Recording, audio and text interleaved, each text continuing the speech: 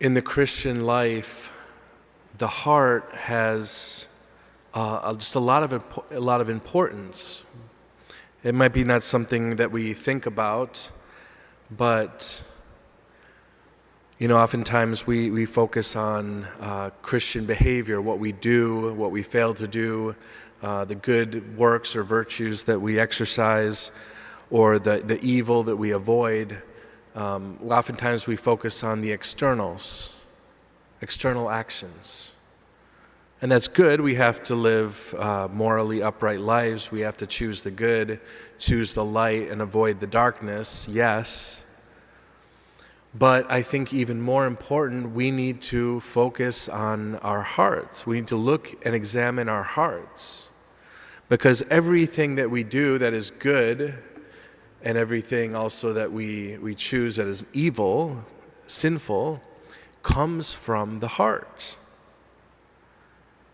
I just want you all to look and examine your hearts. Is there more light than darkness? Is there more desire for God than desire to sin? What do you long for in this life? Do you long for more things, material things, or do we long for God? Do we long for prayer? The answer to that question will tell us a lot about who we are. The answer to that question will tell us a lot about our own hearts. What is in our hearts?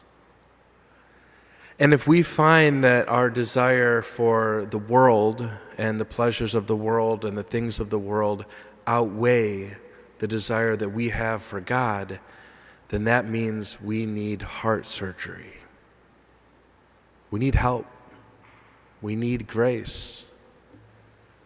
There's this constant battle in our hearts between light and darkness, good and evil, the things of the world and the things of God. And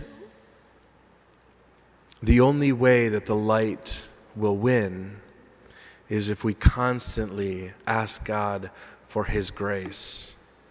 If we constantly are on our knees begging God to give us the grace to do the good.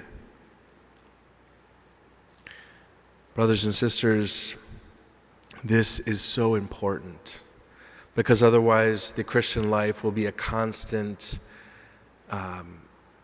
effort. It'll be constant sacrifice. We'll see this as a burden when our heart should naturally desire the good, should naturally desire virtue and prayer and love of God.